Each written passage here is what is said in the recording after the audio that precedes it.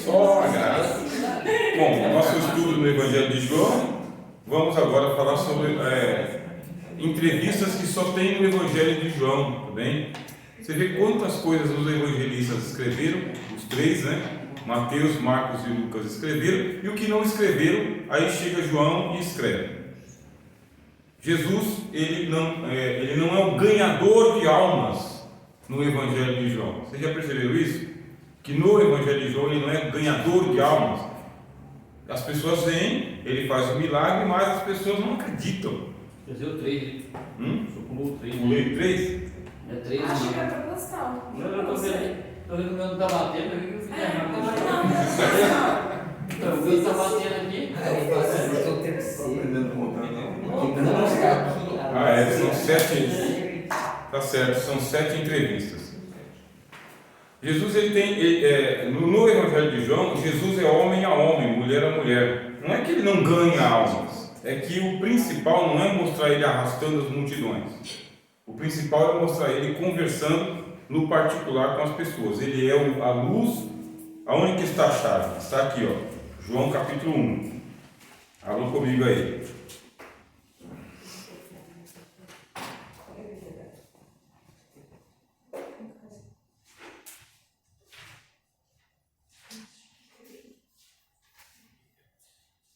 Ó, versículo 8.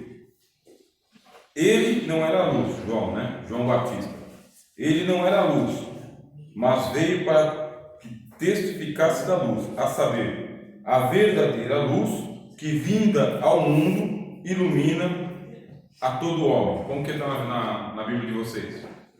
João 1:9. Ilumina todo homem que vem ao mundo. Está vendo aí? Eu gosto dessa tradução. Cada homem que vem ao mundo tem que ser iluminado por Jesus. O encontro precisa ser pessoal. Fazer parte da multidão é bom porque você recebe os sinais, mas o encontro da conversão tem que ser pessoal. E Jesus, ele tem esses encontros. Primeiro diálogo. Ele tem o diálogo com Maria, a mãe dele, Caná da Galileia.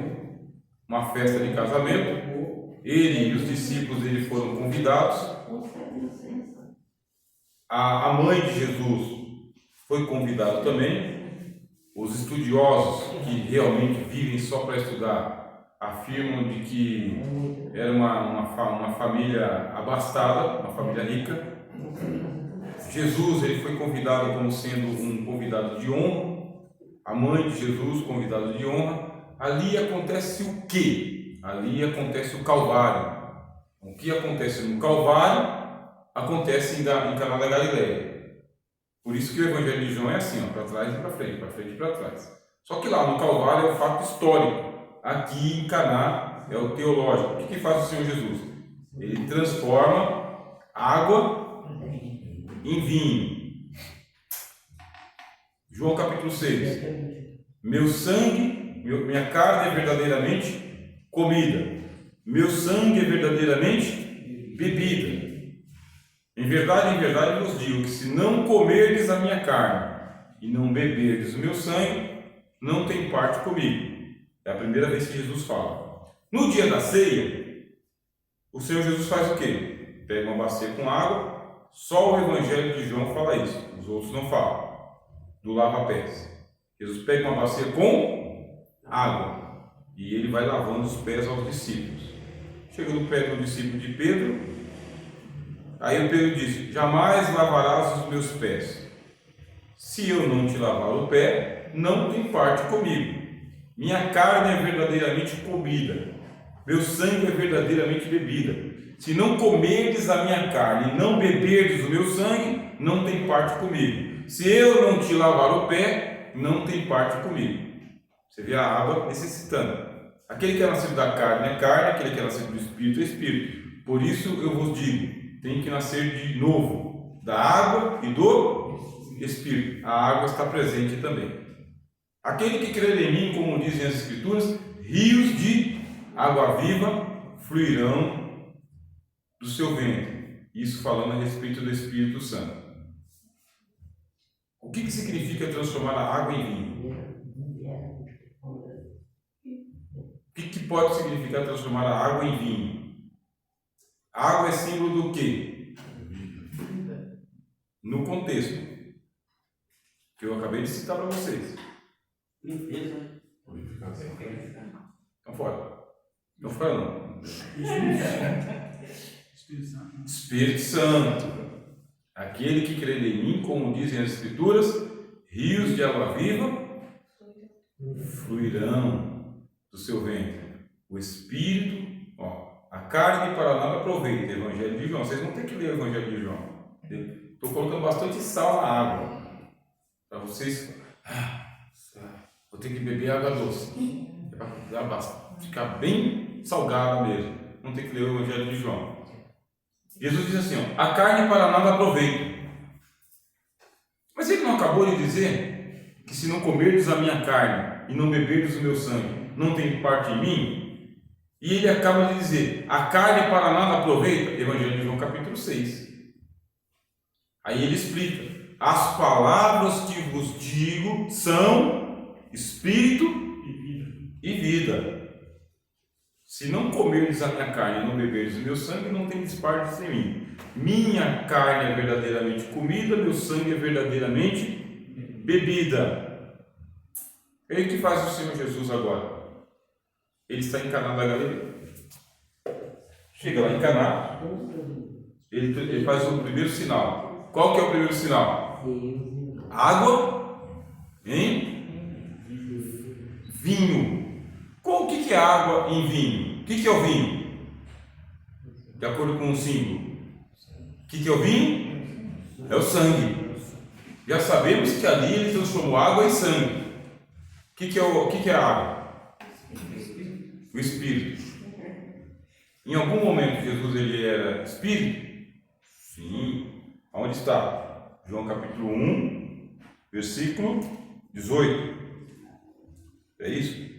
Versículo. Me ajudem aí, vocês são leitores de Bíblia. João capítulo 1. Vamos ter que ler o versículo todo. Versículo 14. João 1, 14. Aqui está Espírito em sangue. E o Verbo se fez carne. Ele transformou água em carne? Não. E por que a gente tem que tomar o vinho e comer o pão? O sangue está na carne, a carne está no sangue. É necessário utilizar vários elementos, várias metáforas para a gente poder entender quem é Cristo. Tem como comer a carne de Cristo e não beber o seu sangue? Não. Tem como beber o sangue de Cristo e não comer a sua carne? Não. Quem come da carne bebe do sangue. Quem bebe do sangue come da carne. No deserto, João capítulo de número 6, ele ofereceu vinho para o povo? Não. O que ele ofereceu? Pão. Fez a multiplicação do pão. E depois ele disse o quê? Eu sou o pão vivo que desceu dos céus. Quem de mim se alimenta, por mim viverá. Minha carne é verdadeiramente comida. Então, a carne está no sangue e o sangue está na carne. Quem bebe do sangue, come da carne. Quem come da carne, bebe do sangue. Nós temos a separação de dois emblemas para dizer corpo e sangue do Senhor Jesus. Olha que maravilha, hein? O que faz o Cristo lá em Caná da Galileia? Ele está mostrando que o Espírito se encarnou. O Verbo se fez carne e habitou entre nós. O Espírito assumiu o sangue humano. Se fosse só Espírito, Deus é Espírito. Então Deus não tem carne. E Cristo tem carne? Cristo tem carne hoje? Não? Caíram na pegadinha do Rogério. Vocês são Tomé. São Tomé. São Tomé. O que o Cristo disse para o Tomé? Toque aqui. Veja que um espírito não tem carne, mas eu tenho. Jesus ele não comeu peixe assado na beira do mar da Galileia, depois da ressurreição? Comeu ou não comeu? Comeu. Ele comeu na casa dos 2 discípulos de Emaús ou não comeu? Hã? Comeu ou não comeu? Na casa dos 2 discípulos de Emaús? Hã? Não, meu irmão, não comeu, não deu tempo. Deu caso nisso. Presta atenção no Evangelho. Mas ele comeu com os discípulos. Ele tem um corpo humano, ele ressuscitou no corpo que foi sepultado, foi aquele corpo. Não deixarás a minha carne na morte, a minha alma na morte, nem permitirás que o teu santo veja a corrupção. Ressuscitou o corpo humano do Senhor Jesus. E quando subiu aos céus? Levou o corpo humano para lá? Levou? Ou está só lá um holograma? Levou, meu irmão. Ele levou o corpo humano que ele recebeu do útero de Maria, ele levou o corpo humano para os céus. O corpo com o qual ele nasceu, viveu, ressuscitou é o mesmo, só que é glorificado. Está glorificado, eterno, é um corpo incorruptível, imortal, mas é um corpo com carne e sangue. Ou não tem sangue no céu? Tem sangue no céu? Deve ter? É o mesmo corpo, É o mesmo. Por que os discípulos, certa feita, quando eles estavam no mar, um peixe e o pão, eles não reconheceram Jesus? Justamente, não é a mesma aparência, mas é o mesmo corpo. Mudou a aparência do Senhor Jesus, mas não tem, mas é o mesmo corpo. Quando chegar em casa, nós vamos ver o Senhor Jesus e reconhecê-lo, mas não como ele era aqui, na aparência. Mas ele está com esse corpo nos céus, assentado à direita de Deus nos altos céus, e intercede por nós. Olha que bênção, hein? Aqui é só Caná da Galileia, tem Caná da Galileia. Eu quero passar por esses diálogos aqui. Quando chega lá, qual que é o discurso que ele tem com Maria? Qual que é o problema que tem com Maria? Acabou o vinho. Maria está dizendo, acabou o vinho. O que tenho eu contigo? Fazei tudo quanto ele vos disser. Onde foi que aconteceu isso nos outros evangelhos? No Evangelho de Lucas. No Evangelho de Lucas, o que aconteceu? Ela disse, eis aqui a serva do Senhor, faça-se em mim conforme a sua vontade. A mesma palavra que ela falou para o anjo, ela está falando agora para os servos. Faça-se tudo quanto ele vos disser. A mesma coisa aconteceu. Ela não recebeu depois, não foi a água transformada em vinho? Recebeu ou não recebeu? E em Lucas, ela recebeu o Espírito. O Espírito cobriu ela, e do corpo de Maria o Espírito se fez carne. Você viu que é uma releitura? Aqui está o nascimento do Senhor Jesus, no capítulo 2 de João. Só que não está escrito do mesmo jeito que em Lucas, mas o fenômeno é o mesmo. E quem é que se submete a quem? Jesus se submete a Maria ou Maria se submete a Jesus? Maria se submete a Jesus. Da mesma forma como ela se submeteu e veio o Espírito antes, lá em Lucas, agora ela se submete de novo. E o Senhor Jesus transforma a água em vinho, que é Espírito em carne. Pronto. É isso que aconteceu. É a encarnação de Jesus. Aí tem agora mais um diálogo. Diálogo de Jesus com Nicodemos. Quem é Nicodemos? Mestre, doutor da lei. E ele vem quando conversar com Jesus? À noite.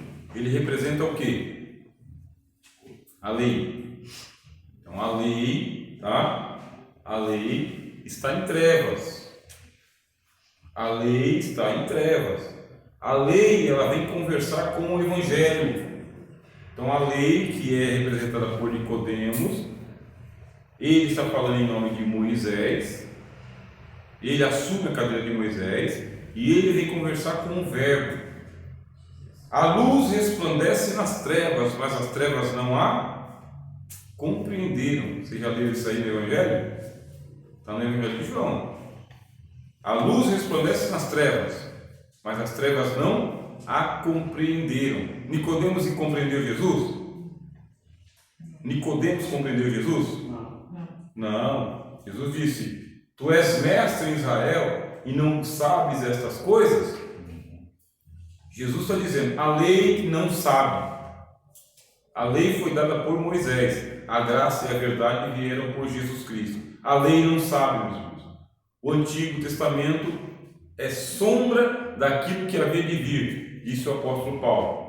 A lei tem as sombras daquilo que vai acontecer. A lei aponta para Cristo. Precisa de quem? Precisa da luz. A luz verdadeira que ilumina todo homem que vem ao mundo. Então acontece uma entrevista entre Jesus e Nicodemos, que é uma entrevista entre a lei e o Evangelho. E o que o Senhor Jesus ele disse para a lei? Necessário vos é nascer de novo. A lei tem que passar por um novo nascimento. A lei, o Antigo Testamento, Moisés e os profetas, eles precisam passar por um novo nascimento. Aí o Nicodemos fala: mas pode um homem velho, a lei não é velha? Velho Testamento? Não? Estou falando muito alto? Não. Então tá bom. Então está gritando, né? A lei é Velho Testamento. Pode um homem velho tornar ao ventre de sua mãe e nascer de novo? Vamos começar tudo de novo, do velho para o velho? No Evangelho de João ele fala que não se deita vinho novo em odres velhos. Está no Evangelho de João essa passagem?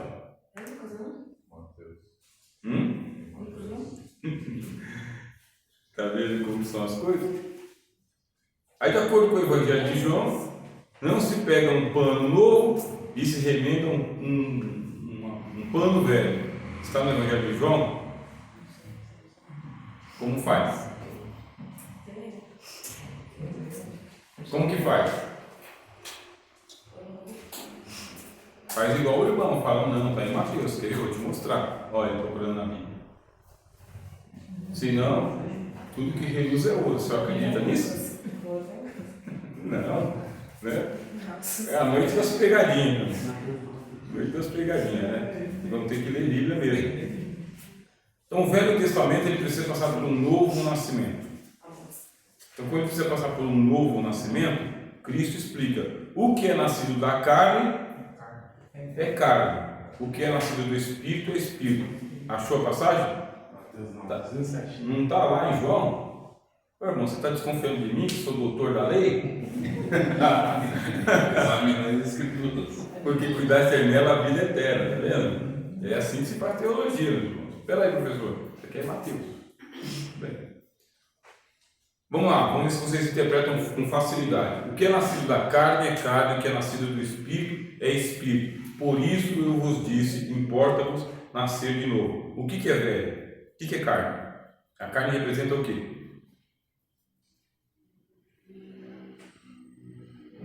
E o Espírito representa o quê? Já dei a chave, está na sua mão aí.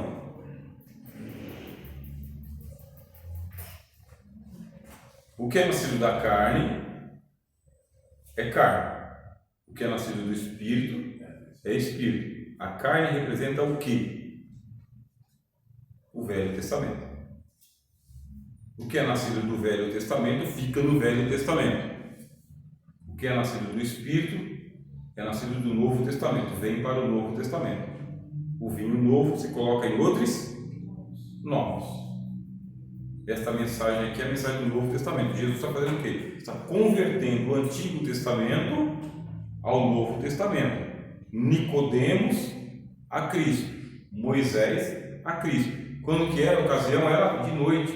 Você viu o que é a lei? A lei é a noite. Jesus é a noite, meu irmão?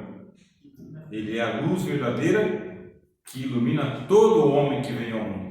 Está iluminando Nicodemos. Iluminou Maria em Caná de Galileia, agora está iluminando Nicodemos, dando aqui a doutrina de um novo nascimento de acordo com o Novo Testamento, meu irmão. O Novo Testamento é que nos gera para Deus. Crer no Senhor Jesus de acordo com o Novo Testamento. Ficar despreocupado porque eu não entendo nada do Velho Testamento. Eu entendo o Novo. O Velho Testamento a gente vai estudando. E o Novo Testamento é urgente. entender Jesus de acordo com os evangelhos. Terceira entrevista. Ele entrevistou rapidamente a mãe dele, Maria, que tem eu contigo, tá certo? Ele chamou a Maria de Maria. Hã? Não chamou de mãe? Nunca não chamou ela de mãe e nem chamou ela de Maria. Chamou ela de mulher. Agora a terceira entrevista. A samaritana. A samaritana foi encontrada por Jesus aonde? No deserto, né? No poço, no meio do deserto. Você vê, Maria numa festa de casamento, Nicodemos à noite e a samaritana ao meio-dia. Não é isso que diz o texto? Foi meio-dia mesmo ou eu estou inventando? Meio-dia. Vocês confiam nesse irmão? Meio-dia. Vocês confiam nele ou nas escrituras? Na escritura, eu fui na nada. Olha, nele e na palavra, tá vendo? Meio-dia. Olha só o contraste, tá bem? Você tá lendo o Evangelho de João. O contraste entre o doutor da lei, à meia-noite, à noite, né? E a mulher samaritana ao meio-dia. O encontro com duas pessoas em extremos. A lei está no escuro. E a samaritana está no pino do meio-dia. O que é a samaritana? Uma mulher. O que é o Nicodemos? Doutor da lei. O que é a samaritana? Uma pecadora. O que é o Nicodemos? Um santo, né? Ele é o chefe dos fariseus. Aí diz que Jesus encontra com ela ao meio-dia, junto ao poço de Jacó. E faz uma pergunta para ela. Lá foi Nicodemos que fez as entrevistas, né? Mestre, bem sabemos que as mestres vindo de Deus, porque ninguém pode fazer os sinais que tu fazes se Deus não for com ele. Aqui é Jesus quem faz uma colocação para a mulher: dá-me de beber. Aí ela diz assim, né? Como que sendo tu judeus, pede-me de beber a mim, eu que sou mulher samaritana? Ah, mulher, se tu souberas quem fala contigo, se tu conheceras o dom de Deus, tu lhe pedirias e ele lhe daria da água viva. És porventura tu maior que nosso pai Jacó, que desse poço deu beber ao seu gado? Ah, quem beber dessa água tornará a ter sede, mas aquele que beber da água que eu lhe der jamais terá sede. Tu não tens nem mesmo balde, como que vai tirar água do poço? Uma conversa com o Senhor Jesus e a mulher. Aí você fala o seguinte: mas com quem que Jesus está conversando? Qual que é a interpretação teológica? Não é só o fato histórico. O que é que Jesus está dizendo aqui? O que ele quer dizer com isso? Mulher, vai lá, chama teu marido, porque ela diz assim: bem vejo que és profeta, né? Cristo diz assim: vai lá e chama teu marido. Eu não tenho marido. Bem dissestes que não tem marido, porque já tivestes 5. E o que está contigo agora não é o teu marido. E nessa entrevista você fala: o que isso significa? O que Jesus apresenta ali para ela? O que ela mais precisa? Quem brilha mais, Jesus ou o sol do meio-dia? Por que não foi no meio da multidão? Por que tem que ser no particular? Aí você descobre, porque a conversão de cada um de nós é justamente no meio do deserto, é no meio do nada, é um a um, na situação que você está vivendo. É a Maria na Caná da Galileia, porque não tem vinho, é o Nicodemos à noite, por causa que ele tem uma confusão teológica, e é a mulher no pino do meio-dia, por causa que ela não tem marido. Não adianta viver no meio da sociedade. Essa é a lição teológica. É o Verbo se fez carne, habitou entre nós, e vimos a sua glória como a glória do unigênito Filho de Deus. E nessa entrevista que Jesus está fazendo com a samaritana, o que faz ela? Vai para Samaria e anuncia: porventura não é ele o Messias que havia de vir? Porque é nesse capítulo que Jesus fala do Espírito e do Pai. Aquele que crê em mim, como dizem as Escrituras, rios de água viva fluirão do seu ventre, dizendo ele a respeito do Espírito Santo que seria dado. Ele falou do Espírito. E para quem mais? E de quem mais ele falou? Do Pai. Porque ele disse: Deus é Espírito. E importa que os seus adoradores o adorem em Espírito e em verdade. E o Pai procura tais que assim o adoram. Qual que é o tema ali? Os judeus dizem que é lá em Jerusalém que a gente adora. E a gente diz que é aqui. Aí Jesus diz o quê?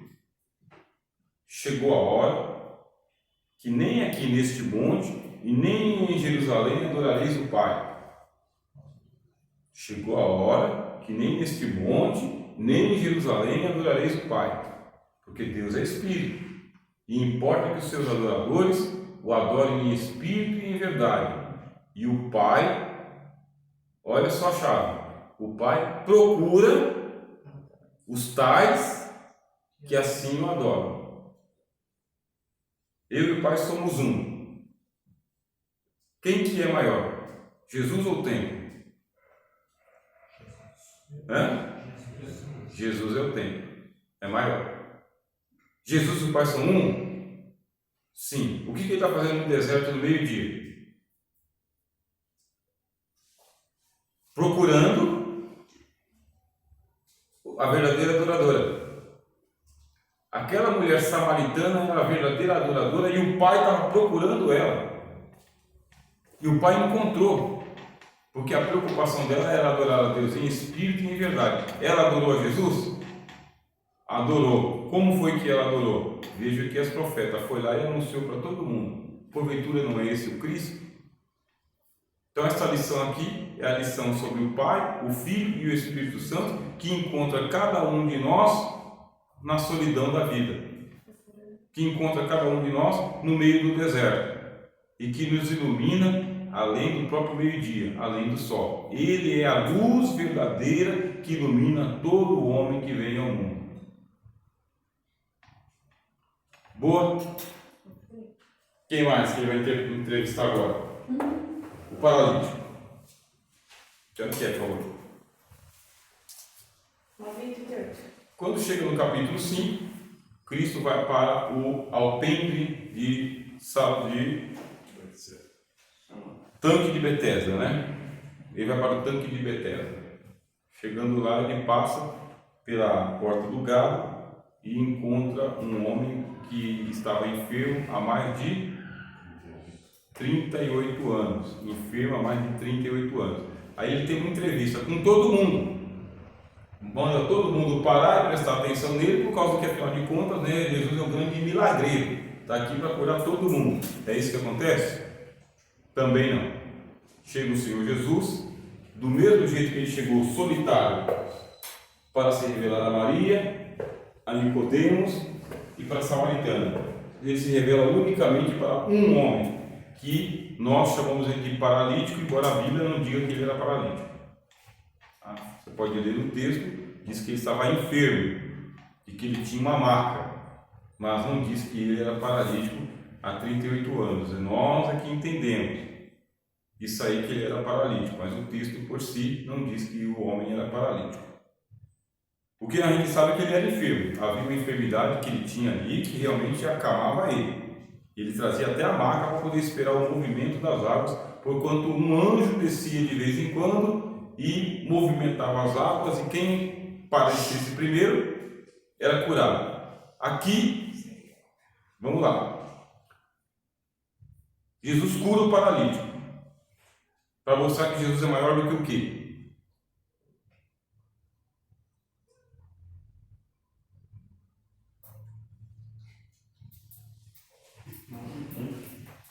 Então tá bom, vamos lá. Jesus é maior do que? Maria. Certo? Jesus é maior do que? que representa a lei. Jesus é maior do que estava no meio-dia. É maior do que a luz, tá vendo? Aqui, ó. Ele é maior do que Maria, sua mãe, maior do que a lei, maior do que a luz do sol. E aqui, ele é maior do que o quê?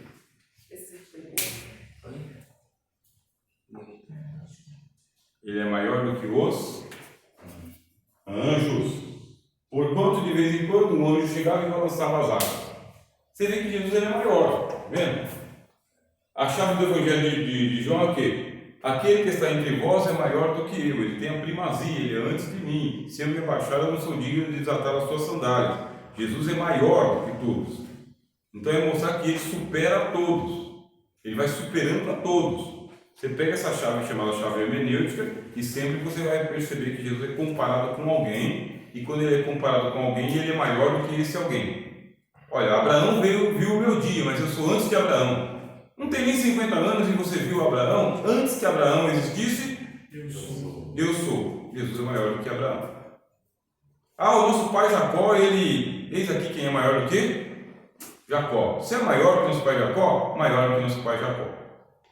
Maior que Moisés, maior do que a lei, maior do que os céus. Jesus é maior do que todas as coisas. Essa comparação é linda, né, irmãos? Saber que nós estamos com aquele que é maior porque ele é mais sublime, porque ele é antes de todas as coisas, é a sua divindade. Aqui, ele cura o paralítico, e o paralítico ele está ali nos arredores do templo de Jerusalém. O templo de Jerusalém é um templo fixo, fica parado. Lá em Samaria ele falou o quê? Que chegou a hora em que o templo vai até o adorador, não é o adorador que vai até o templo. O templo é Cristo. Derribar esse templo e em 3 dias eu reerguerei. O templo vai até onde está o adorador. Você e eu somos alcançados pelo verbo, pelo templo. Não somos nós que vamos para o templo. É o templo que vem a nós. Esse templo é Cristo, tá bem? Esse templo é Cristo. Que outra lição que nós temos aqui? Outra lição que a gente aprende aqui é que todos nós estamos travados na vida, paralíticos.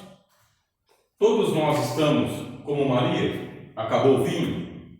Sim.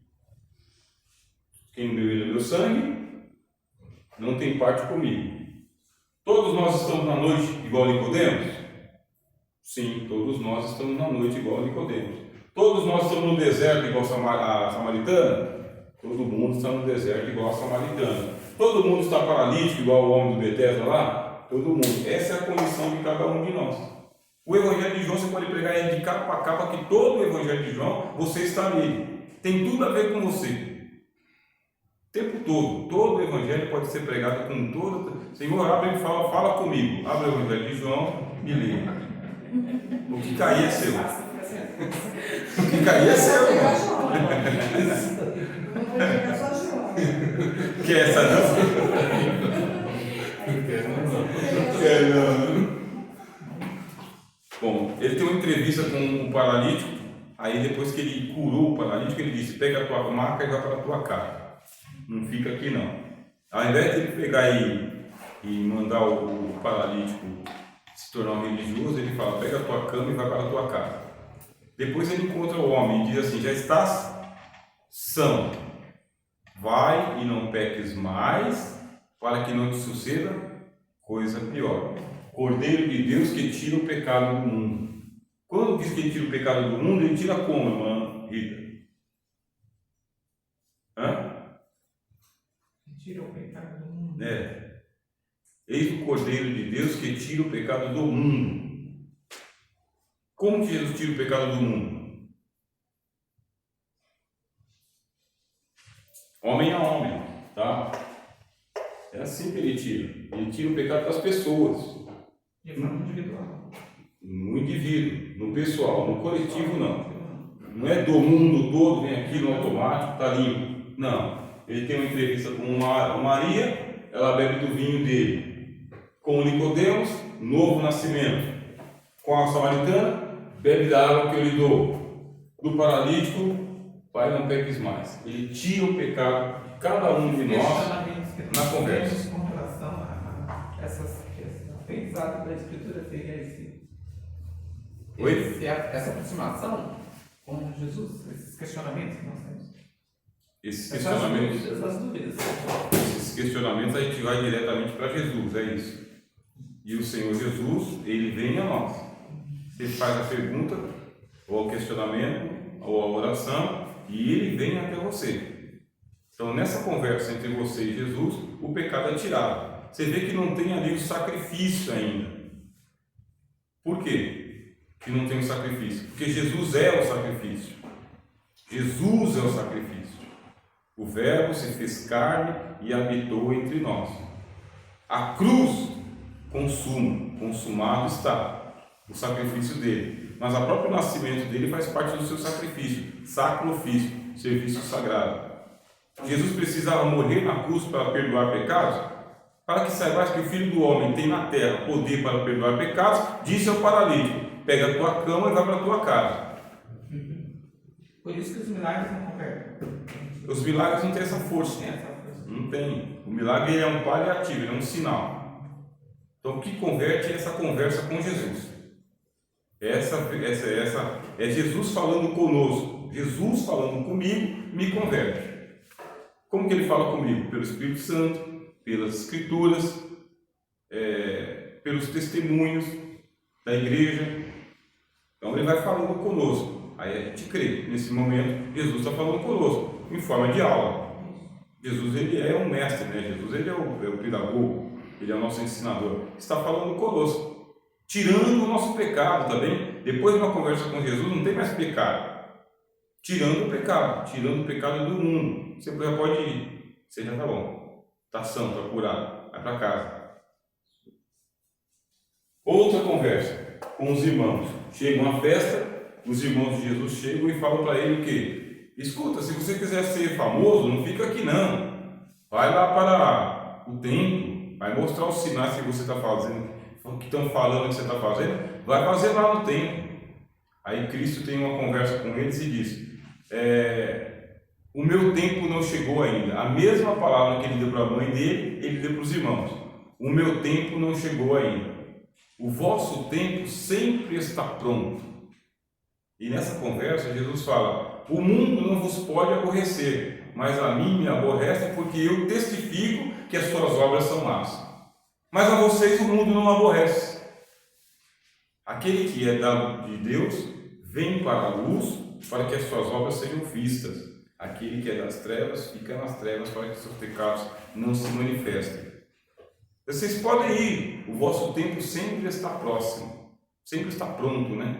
Qualquer hora é hora, mas a de Jesus tem que ser a hora certa. Qual que é a hora de Jesus? A hora do Pai. Depois que os irmãos dele foram, aí ele foi com seus discípulos secretamente e ensinava no templo, que é aquela passagem, né? Quem tem sede, vem a mim e beba. Jesus pregava no templo, mas não foi com os irmãos dele. Então, mais uma entrevista que eles têm, que não adianta você ser parente de Jesus. Não tem parente de Jesus, não tem mãe de Jesus, não tem irmão mais velho de Jesus, porque ele pode ter nascido da mesma família, da mesma mãe e não ser crente. Olha que dramático para nós. Se isso aconteceu, eu sempre falo, né? Se isso aconteceu até com a família de Jesus, quanto mais com a família do pastor, dos crentes. Ah, eu sou convertido, mas meu filho não é. Meu marido não é, minha esposa não é, minha mãe ou meu pai não é. É porque a salvação não é por parentesco, é pelo encontro direto com o Logos. É direto com Jesus. O que a gente pode fazer é dar testemunho e orar. Salvado só Cristo. E a gente não se aflige por isso não, porque Jesus só converteu os irmãos dele depois da ressurreição. Antes ficou por essa mesma. E Jesus não chamou um irmão dele para ser discípulo dele. Nenhum deles. Não tinha parente de Jesus na comissão. E o João, que era primo, nem sabia. Mal Jesus começou a pregar, João foi encarcerado e morto. Jesus não fez um favor para o primo. Isso aqui dá até para a gente pensar, né? Rapaz, esse negócio de ser aparentado aí é difícil, né? E não quis colocar a família dele junto dele. Não tinha ninguém na família dele. Aí sabe o que me faz lembrar? Mas tem um prefeito aqui, que ele veio para Suzano, ele falou assim, por isso que muita gente fez uns bem bolados, aí até que tirou ele. Aí ele falou assim, que ele vinha aqui, mas ele ia fazer uma faxina. Porque o que tinha lá dentro era só família. Só família. Só família. É só nepotismo. Sim, era tudo. Você- Cunhado, era tio, era prima. Era Eita, isso. tocou na ferida, hein, Jesus? Aí ele falou, não. Por isso que não adianta, ó, ministério não é por parentesco, porque é filho dele, pai dele, ministério é porque Jesus chama um a um. Chama a família? Chama. Chama pai, chama filho, mas quem chama é Jesus, não é garantia de sangue. Eu acho assim também. Bom, né? Lição grande que Deus está dando a gente. Essa passagem é mais conhecida por nós, né? A entrevista de Jesus com uma mulher que foi pega em pleno ato adulterando. Só gente boa, ó. Maria, Nicodemo, samaritano, paralíticos, irmão dele, e a mulher que foi pega no ato adulterando, levada diante do Senhor Jesus. Aí a Moisés nos manda na lei que ela seja apedrejada. Por isso, Jesus tem que ser maior do que Moisés e maior do que as festas que aconteciam no templo. Vocês podem ir, qualquer hora é festa para vocês. Eu vou depois. Jesus foi sozinho. E agora, Moisés nos manda na lei de que as tais sejam apedrejadas. Palavra do Logos. Qualquer dentre vós que estiver sem pecado, seja o primeiro a atirar a pedra. Tinha que estar sem pecado para poder apedrejar a mulher adúltera. Aí, meus irmãos, isso aqui, ó, Jesus pegou o maior dos pecados, que até hoje é o pecado de morte da congregação cristã do Brasil e de muitas igrejas, né? Não é só a congregação, não. Adúlteros e adúlteras, ou homens e mulheres que caem em adultério na igreja, é mancha eterna, para sempre. É aquele irmão ali que traiu a esposa. É aquela irmã ali que traiu o marido. É para sempre. 20 anos depois, é aquela irmã. E a filha Jesus dela. perdoa, mas o ser humano não perdoa. Então, Morreu, o caixão foi essa daí. É a filha dela. Será que é dele do marido mesmo? Não sei. É, o neto do meu irmão. Aí você tem o Logos. Você tem o Logos de Deus, o Verbo de Deus, maior do que Moisés, maior. E ele sanciona e diz: é só vocês serem mais puros do que aquele que você está julgando. Vai lá. Qual que é o maior pecado? Qual que é o maior pecado? Aí ninguém, começando dos mais velhos, ninguém que já estava com pedra na mão, atacou a pedra. Olha que interessante. A pedra. A lei de Moisés não foi escrita na pedra? Para que serve a pedra da lei? Para condenar o homem. Para condenar o homem por um dos seus pecados. Qual que é um dos pecados? O do adultério. Esse pecado do adultério, o Senhor Jesus, ele é tão sábio nas suas palavras, que ele diz assim: qualquer um de vós se atentar numa mulher com intenção impúdica, já em seu coração cometeu adultério com ela. Não escapa. Não fica um. Por que eles não levaram o homem também? Para ser apedrejado? Também. Porque eram os dois, né? As mulheres não podem Ela não fazer foi sozinha, Se a né? lei fala que a lei está no inferno, Esse detalhe aí já foi notado também várias vezes, né? Então o homem não foi pego. O adúltero, no caso, né, que estava adulterando com ela, escapou pelas beiras. Podia ser alguém ali da turma, né? Ou então o nível dele era mais alto e da mulher era mais baixo, aí ele deu linha assim para Agora sim, a mulher. todos aqueles ali que estavam com o pé na mão eram cúmplices daquele pecado. Não adianta então nós julgarmos as pessoas de forma alguma, por quê? Porque o Logos, o Cristo, o Verbo, ele deu a sentença estava certa, pode bater, pode matar. Aquele que dentre vós estiver sem pecado. Tinham 10 mandamentos. Ninguém. Foram embora todos, dos mais velhos aos mais novos. Jesus desqualificou o entendimento que os homens têm da lei. No final ficou só ele e a mulher. Ele fez a pergunta para ela, não deixou passar não. Mulher, aonde estão os teus acusadores? Ninguém te condenou?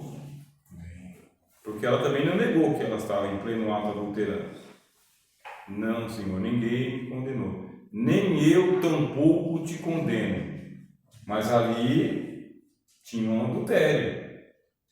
Mas ele disse, eu não te condeno.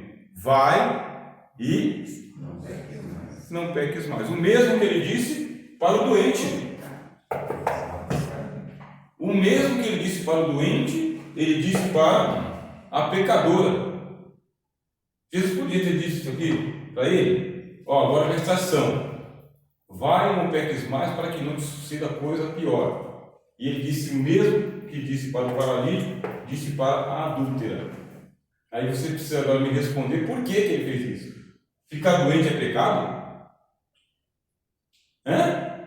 Ficar doente é pecado? O adultério é uma doença? É equivalente. O adultério é equivalente à paralisia. O adultério é uma doença que nós temos na alma. Porque se os teus olhos forem bons, todo o teu corpo com o qual você praticaria o adultério será luz. Se os teus olhos forem maus, todo o teu corpo que você pratica o adultério estará em trevas. Existe uma equivalência no Evangelho entre doença e pecado. E é aqui que a gente vai terminar. Cego de nascença. Senhor, quem pecou? Ele ou os pais? Aí o Cristo disse, nem ele nem os pais. Mas essa doença é para que nele se manifestem as obras de Deus, para que Deus seja glorificado por intermédio. É para a glória de Deus. A cegueira daquele moço era para a glória de Deus. E trouxeram ele ali. Vocês notem de que, vamos lá, o paralítico ele pediu para ser curado? Não. A samaritana pediu para ser perdoada? Beber da água? Não. A adúltera pediu para ser perdoada? Não. E o cego pediu para ser curado da cegueira? Não. A fé é de quem? A fé é de Jesus, irmão. É Jesus quem tem a missão, é Jesus quem tem a obrigação ou a responsabilidade, é Jesus quem toma a decisão. Se você pedir com muita fé, você vai receber. Tá certo, a Bíblia diz isso no Evangelho mesmo. Mas no Evangelho de João, mesmo que você não peça, o Pai procura os adoradores. Mesmo. Porque Ele sabe o que necessitais antes de lhe pedir. Nem você sabe o que você precisa. E Jesus sabe o que você precisa. Trouxeram o cego para ele pegou e passou lama olha, barro, hein? Cuspiu, aquele que fez o homem, né? Cuspiu no barro, que do barro fez o homem, né? Passou nos olhos do homem e disse para ele, vai, lava-te no tanque de Siloé. Levaram ele lá e ele lavou os olhos e ele voltou a ver, não, passou a ver, né? Ele era cego de nascença. E para onde que o cego foi parar? O cego foi parar no templo de Jerusalém. Veja só, Nicodemos, templo de Jerusalém. A samaritana, em que templo que nós devemos adorar? Paralítico, tanque de Betesda, templo de Jerusalém. Os irmãos, por que você não vai para o templo? A adúltera, Jesus tinha acabado de ensinar, você pode ler lá, do templo, logo pela manhãzinha. pessoal ligado ao templo. E agora é levado ao templo também. Quem faz oposição a Jesus no Evangelho de João? O templo de Jerusalém. Capítulo 2, ele entra lá e faz a purificação do templo. Ele diz: derribai essa casa e em 3 dias eu reerguerei. Qual que é a acusação para matar Jesus? Ele falou palavras contra esse santo lugar e ele vai derrubar. Mas você tem mais uma chave para abrir o Evangelho de João. Jesus é maior que o templo. Chega lá, levam para o templo, ficam acusando Jesus, aí o cego pega e dá a lição. Se é pecador, eu não sei. Eu sei que eu era cego e agora vejo. Vocês querem ser seu discípulo também? E o expulsaram. Quando está no meio do caminho, Jesus se apresenta para ele. Jesus tinha se apresentado para o paralítico? Sim. Jesus agora se apresenta para o cego? Sim. Aí ele pega e fala: crês tu no filho do homem? Quem é ele para que eu nele creia? Sou eu quem falo contigo. Eu creio. E o cego, naquele exato momento, reconheceu pela voz que era Jesus quem tinha curado ele.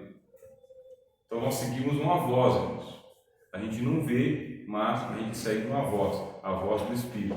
Nós que nascemos de novo, nascemos da água e do Espírito, nós sabemos quando é o Espírito Santo. Nós conhecemos Jesus pela voz. Nós conhecemos porque Jesus não para de falar conosco. Jesus fala conosco todos os dias, acordado ou dormindo. Nós somos as suas ovelhas, e Jesus disse no Evangelho de João: eu sou o bom pastor, as minhas ovelhas ouvem a minha voz e me seguem. Dizer que Jesus não tem falado conosco ultimamente na igreja, é melhor a gente dizer: eu não tenho mais ouvido a voz de Deus. Porque Jesus, ele fala, ele é a voz que fala conosco e nos guia pela voz. E se apresenta aqui no capítulo 9 como sendo a luz do mundo. Aquele que me segue jamais, esse jamais significa nunca, jamais andarão em trevas, jamais. Esse pessoal que diz que vê, continua cego. Nós que confessamos que éramos cegos, agora nós vemos, Jesus nos curou. Amém? Então, pastor, só para terminar, Sim, senhor. Eu já vi uns teólogos dizer que esse adultério dessa mulher aí é porque ela estava adorando outros deuses. E lá para eles, ela estava adulterando a lei que era para adorar o único Deus, entendeu? Somente o Senhor teu Deus adorarás. E ela foi pega adorando a outros deuses. Essa foi a questão que eles levantaram, que a gente não tem argumento para dizer que ela estava com um homem, né? Senão, outro homem, né? digamos que o homem também estaria ali, né? Mas também assim é a visão deles. O pessoal é fantástico, né? Inventaram mais um nosso repertório. A gente fica ouvindo assim, e eles falam assim, ali fala que ela estava com outro homem, ela trouxe sozinha. Sim, quer dizer, vários homens trouxeram ela. Se tivesse um homem lá, ele tinha pego também. Tinha, né? Essa é a visão deles. E a visão deles é o seguinte, que pela lei somente o Senhor teu Deus adorarás. E ela foi pega adorando outros deuses. Não acredito nisso. Fica a seu critério. É o que a gente ouve, né? Eu já ouvi cada coisa que deu, de acordo com os antigos, não sei o que, era costume do não sei o que. Quando eu vou procurar nos livros, eu nunca vi. Nunca vi. Era costume do sei o que, naquela época, não sei o que, inventaram aquela história lá da agulha, né? Mais fácil um camelo passar pelo fundo de uma agulha, que não era agulha, coisa nenhuma, era um buraco na parede. Aí eu vou procurar os livros, nunca ouvi falar disso aí. Ô professor, e em relação a Maria Madalena que falou que Maria Madalena se converteu, depois saiu, por isso que expulsaram os 7 demônios dela, você tem algo? Não porque ela saiu, não. Diz que ele expulsou 7 demônios e assim ela seguiu Jesus. Então, você tem uma. Eu vi isso daí no TikTok, né? Como sempre. Que tem uma teoria de que expulsaram 7 demônios porque ela um dia já creu e depois parou de crer, porque tem. Está fora de contexto, né? Maria, da qual o Senhor expulsou 7 demônios. Ponto. Só isso. A gente ficando só com isso aí já está de bom tamanho. Muito demônio como essa. Glória a Deus. Você sabe que Maria Madalena, né? E você sabe que